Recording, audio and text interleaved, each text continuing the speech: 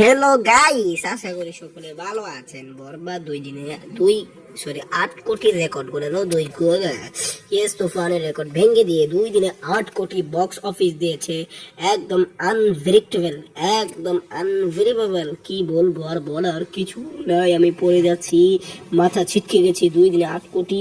আর কলকাতার এক নায়কের প্যান ইন্ডিয়ান মুভি রিলিজ দেয়, তো লাইফ টাইম মাত্র 12 কোটি। আবার সেই সময় আবার নাকি সালমান খানের কিসি কি ভাই কিসি কি জানও মুক্তি পেয়েছিল।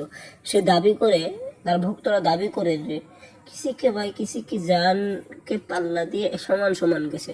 আচ্ছা, কিসি কি ভাই কিসি কি জান 150 কোটি টাকা আয় করছে, তা কি করেছে 12 কোটি টাকা।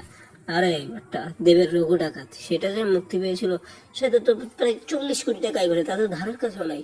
তাহলে সালমান খানের সাথে কিভাবে টেক্কা দিল? আপনাদের কথাটা বুঝেছেন এবার? তো আর এইখানে দেখেন আমাদের মেগাস্টার 2 দিনে মাত্র 8 কোটি। আর আজকের দিন তো আছে, আর কত কি হবে। থ্যাংক ইউ পুরো ভিডিওটি দেখার জন্য।